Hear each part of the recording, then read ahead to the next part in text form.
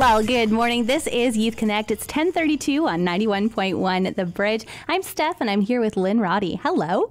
Well, good morning. Good morning. I'm so happy that you're here, and I love that it's 10:30 on a Monday, and you are smiling. Yes, absolutely. We have sunshine outside, and, you know, the roads are getting better, you know, every little bit. Every little bit, they're getting a lot better, so I'm happy. And it's Monday and beginning of a fresh week. So Yes, and that little bit of snowfall gives it a nice, clean, fresh week Absolutely. as well. Now, we're chatting about the youth show today, youth experiencing homelessness, Yes. and you are an awesome advocate for that. Yes, that I will give myself credit for. I'm a huge advocate for the youth in the community, especially those youth that are very at risk of becoming homeless or do find themselves at a point in time of being homeless. It's people like myself and some of my colleagues from Stepping Stones that, you know, our voices really count at that time. Yeah. Those kids are feeling pretty alone, and we rally around them just like a family to make sure that they're supported. I love that. Now, because you're a huge advocate, can you tell me why? How did you get that way? So I think we should probably back this up a few years. Okay. I was involved in a youth committee a long time ago, actually back in 2007, about 10 years ago, and it was a concern. There were a lot of youth between the ages of 13 and 17 at that time who were living very rough, living in vestibules, down by the river, in apartment building like lobbies and in hotel lobbies, just looking to keep warm, especially at this time of year. Mm-hmm. So what we did was, as a community, we brought everybody together and we started talking about it, what we were going to do, how we were going to do it. And at this time, there was very little research coming out of our research areas, like the Homeless Hub and the Observatory on Homelessness, to assist with youth homelessness, like to how to prevent it and how to house them and what type of supports were going to be needed. So we, as a committee, we decided to reach out to other parts of Alberta, and Woods Homes answered our call, and they have been operating Stepping Stones up in Dickinsfield for the last 10 years. Wow. And, you know, we've been able to really put a huge dent into youth homelessness with the programming that goes on up there. It's a real preventative-based program. So as soon as the youth are identified as being at risk or find themselves homeless, we immediately work at stabilizing them, getting them any types of supports that they need through the community, and then working with the families to make sure that they go back home.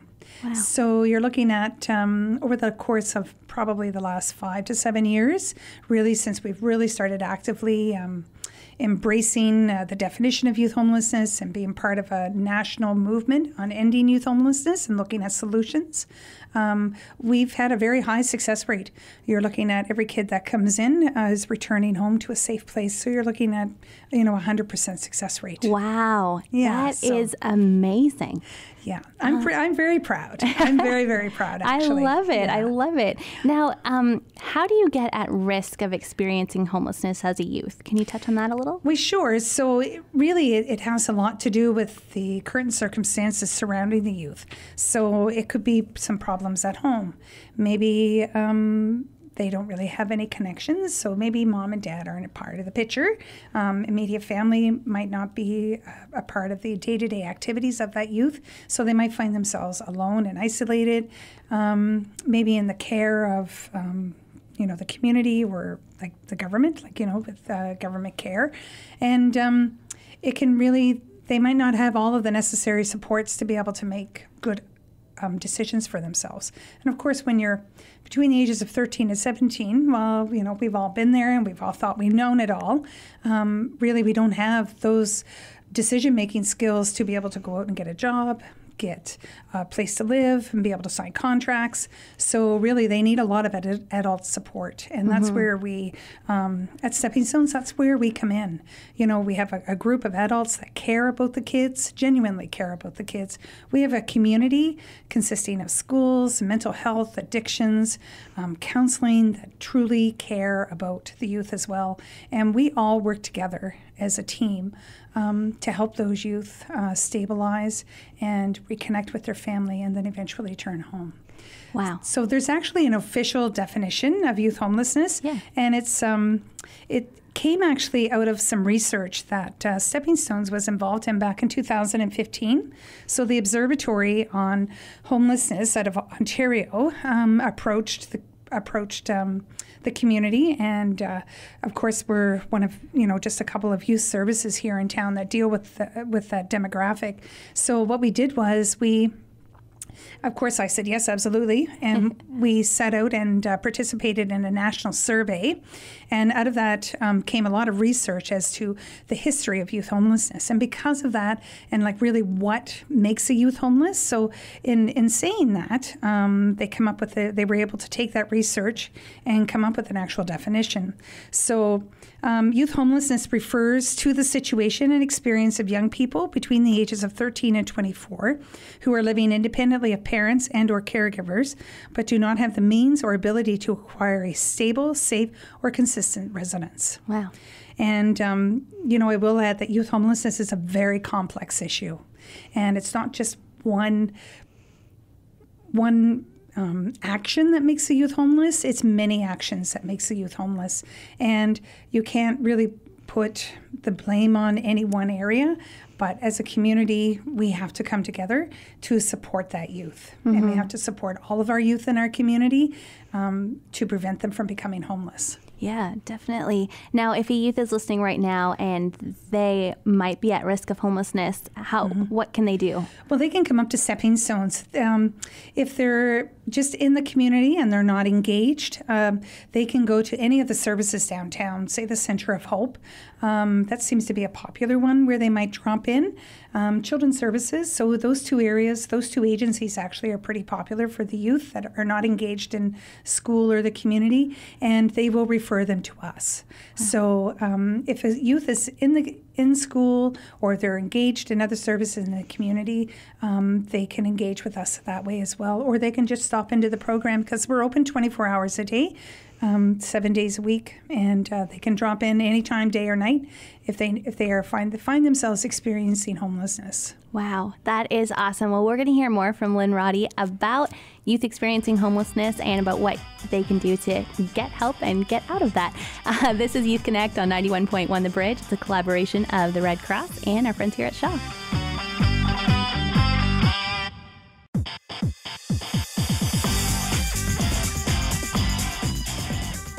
And this is Youth Connect on 91.1 The Bridge. It's 10:41. I'm here with Lynn Rhoddy. Hello there. Hello. Now, we've been chatting about youth experiencing homelessness, and you work for a place called Stepping Stones. That's correct. You're the executive director? I'm a community development and fund development liaison up at Stepping Stones. So I've taken on a new role this fall. Oh, okay. And so that's what I do. Awesome. Yeah.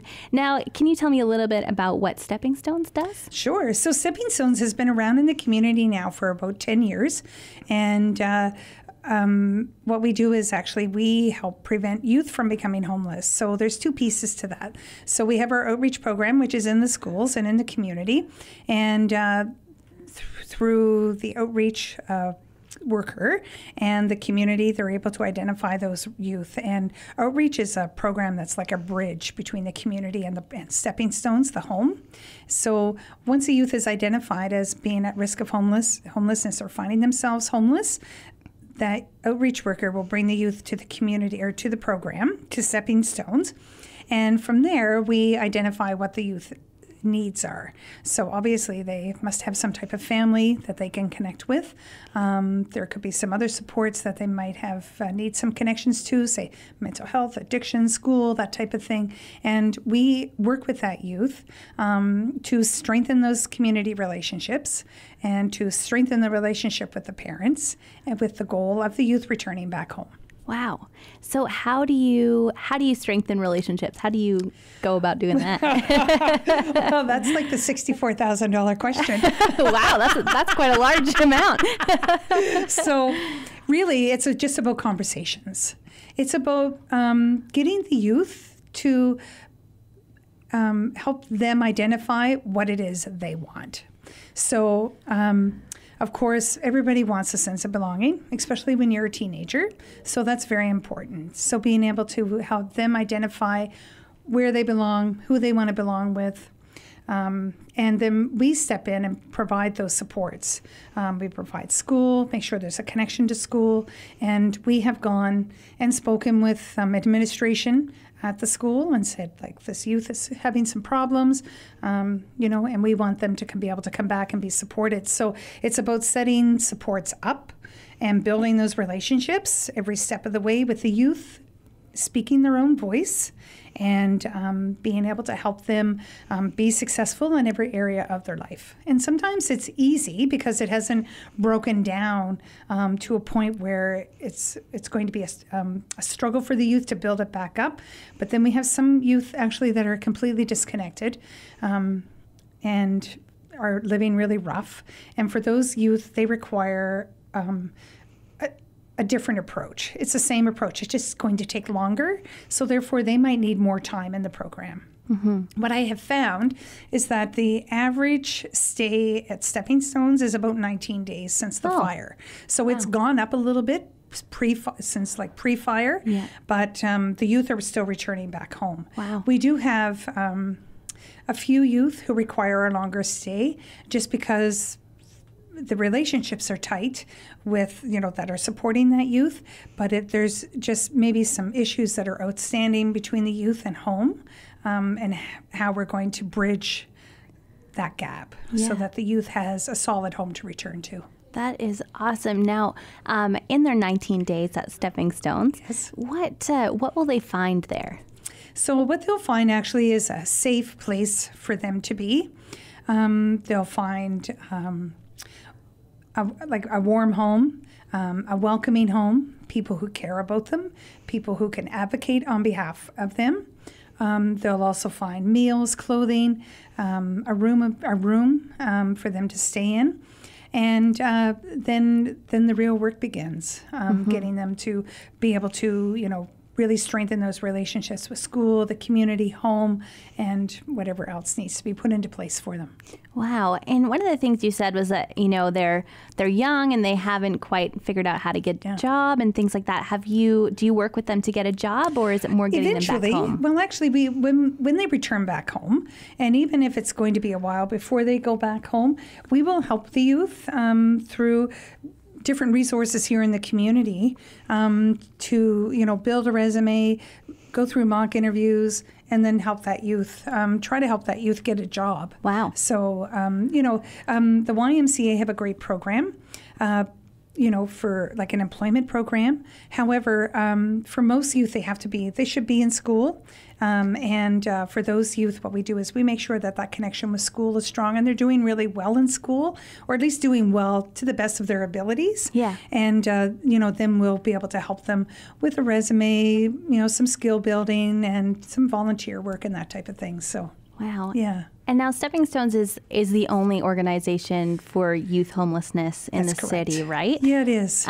So what are you hoping? Are you hoping more organizations come out and start helping youth homelessness? Or I think what we need to do as a community, we have to start having a conversation, because what I've been noticing, like a theme actually, is that not all kids can go home.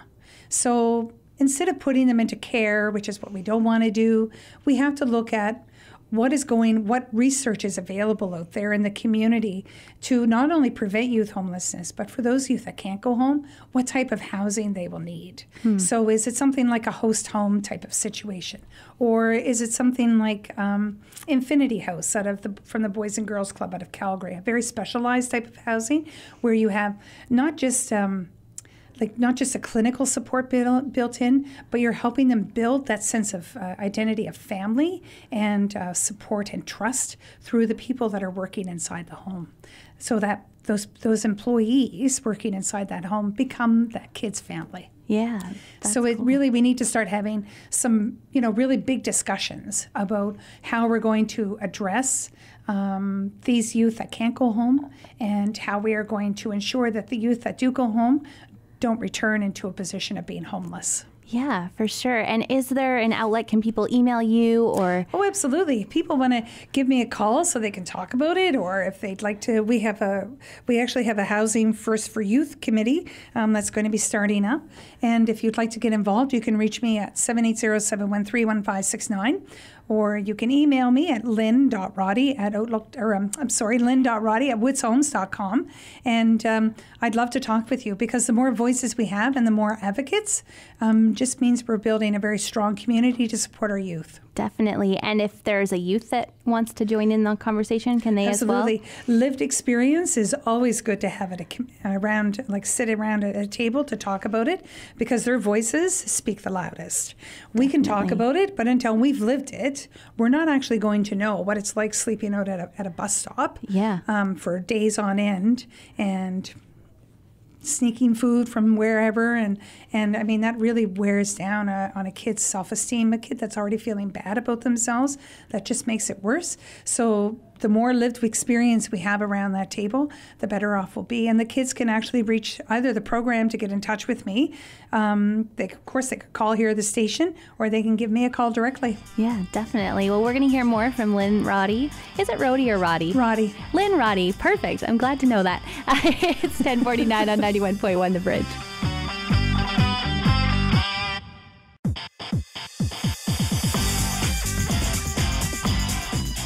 Well, good morning. This is Connect to Youth on 91.1 The Bridge. Hello there, Lynn Rhoddy. Hello. Hello. Now, we've been chatting about youth homelessness, and we're really smiley this morning because we're making a difference. Absolutely. As a community, we really are.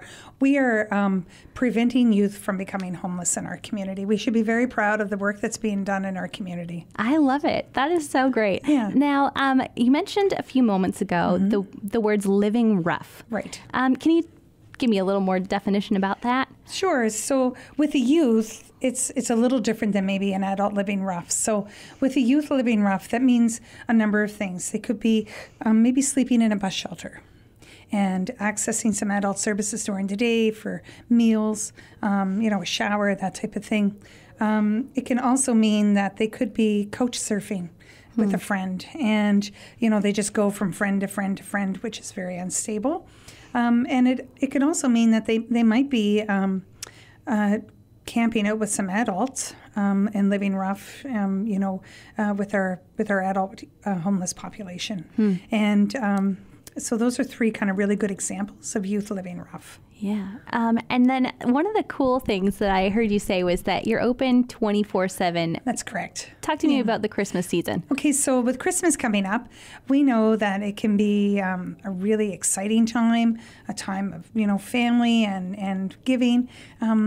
However, sometimes those elements just aren't there. And if you're a youth and you find yourselves in a crisis at home, Stepping Stones is always open 24/7, 365 in our community. Wow, that is amazing and such a huge help for so many people. Absolutely. Can you tell me how you've helped? Tell me about a success story. Okay, so we have a lot of success stories, and but one that really comes to mind actually is of a young youth that came into our program just about 10 months ago, and was living rough, living in between a bus shelter and someone's shed in the backyard. Had been living there all of December, all of January. Through the outreach worker, the outreach worker was able to build a relationship of trust, and it didn't take long for that youth to come to the program after that relationship started building. And it took a little while for that youth to settle down a little bit, but eventually the youth was able to deal with a lot of barriers that was preventing them from being able to return home. And it took quite a few months and a lot of meetings and a lot of support from the schools and Alberta Health Services, and of course just the community at large, to be able to help that youth to return back home. Wow. So instead of that youth, if Stepping Stones wasn't there, if we didn't have the programming here in the community, there would be upwards to probably 100 youth a year. Wow. Who would have no place to go. Wow. So they would be living in the bus stops, and they would be couch surfing, and they may even be living with the adult homeless here in our community. Wow. Now, Stepping Stones is open 365, and you That's right. have 100% success rate, Yes. which is so cool. So you have 100% of stories of Yes. successes, Yes. which is so awesome. And it is for youth experiencing homelessness or who are at risk of experiencing homelessness. So it's all free, right? Oh, absolutely. There's no charge for our services. So when a youth comes in, and that is because, mainly because we are funded through the United Way and through through donations to the program. If it wasn't for the United Way, it would be really challenging to try and be able to meet the needs of all these youth that come into our program. Yeah. So our United Way, they're our main funder. And we have other funders as well, donors and things like that. But the United Way, really, they help us keep the lights on, food in the fridge, and the warmth that the youth have come to will receive when they come through the doors. And so what are you hoping for from the community? What do you need? Well, right now, of course, with Christmas approaching, and we are looking for donations, of course, of gift cards, say to some of the stores here in the community, so that we can purchase clothes for them. We're looking for grocery cards, gas cards, and of course, gift cards to like McDonald's and Dairy Queen and things like that, because the kids like a treat as well. Yeah. So that's what we're looking for right now. Okay, well, good to know. And then if somebody wants to help out, they want to volunteer around the holidays, everybody feels a little extra generous at Christmas time, and they say, I have a couple hours. Do you accept volunteers? Or? Well, it's kind of restrictive, actually, to maybe certain events. But if you're interested in learning more about Stepping Stones, don't hesitate to give me a call, and you can reach me at 780-713-1569. Perfect. And then to the youth that are listening, your services are free. It's open 24/7, 365, and they can just show up. Just show up at the door. Wow. Any time of day.